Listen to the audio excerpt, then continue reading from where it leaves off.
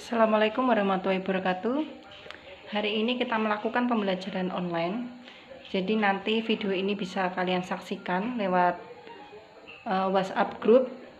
Jadi nanti kita akan melakukan sharing ataupun tanya jawab, sehingga nanti pembelajaran selanjutnya kalian akan menjadi lebih paham, dan juga nanti kalian akan bisa mengevaluasi apakah hasil yang kalian kerjakan itu bermanfaat atau tidak. Baiklah, kita akan mengarah kepada audit tahap 1. Kemarin kita sudah membahas mengenai etika profesi dan juga tanggung jawab hukum. Jadi sekarang kita akan membahas mengenai audit tahap 1. Dalam hal ini, tujuan auditor adalah mengidentifikasi dan menilai resiko salah saji yang material yang disebabkan oleh kecurangan maupun kesalahan. Kemarin sudah saya jelaskan mengenai material.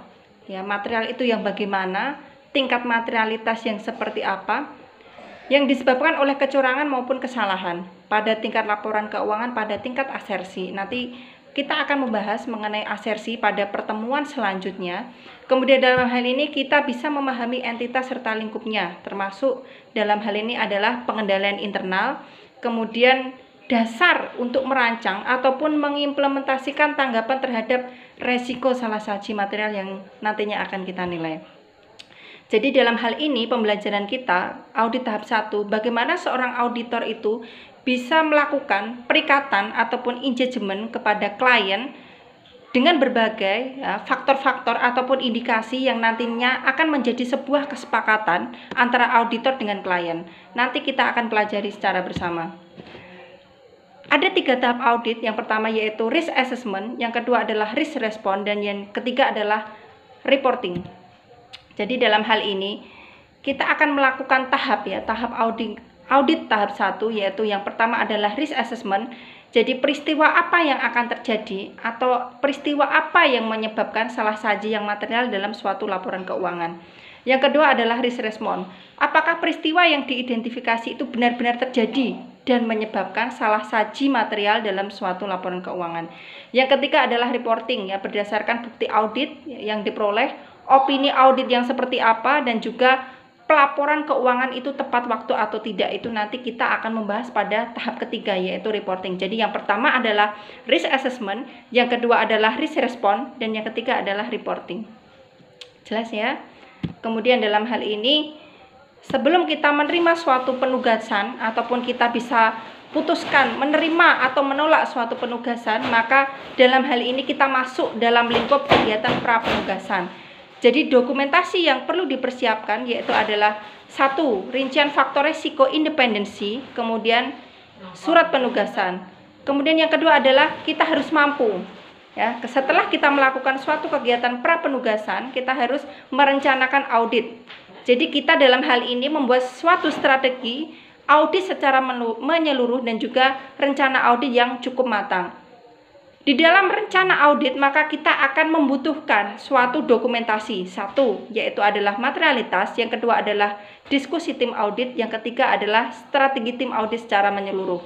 Kemudian melaksanakan prosedur penilaian resiko. Kita akan mengidentifikasi apakah nilai suatu RSSM atau risiko salah saji material dengan suatu pemahaman suatu entitas.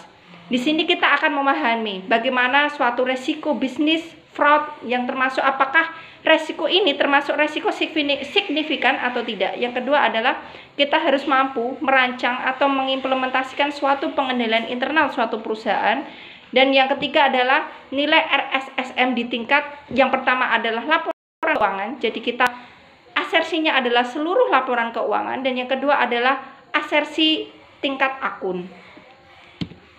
Kemudian langkah-langkah utama dalam tahap audit pertama yang dipayung oleh suatu kendali mutu atau quality control yang mengacu pada kode etik akuntan publik, kemudian juga independensi auditor dan ketentuan yang ditetapkan oleh ISAS terdiri atas yang pertama.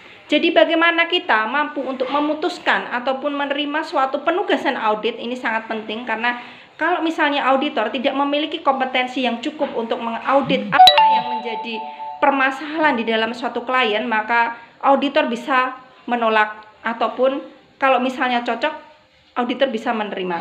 Jadi memutuskan untuk menerima jika ini merupakan penugasan atau perikatan audit yang pertama kalinya, melanjutkan jika ini merupakan penugasan setelah kita melakukan suatu perikatan, ataupun menolak dalam hal ini menolak suatu penugasan ataupun perikatan audit.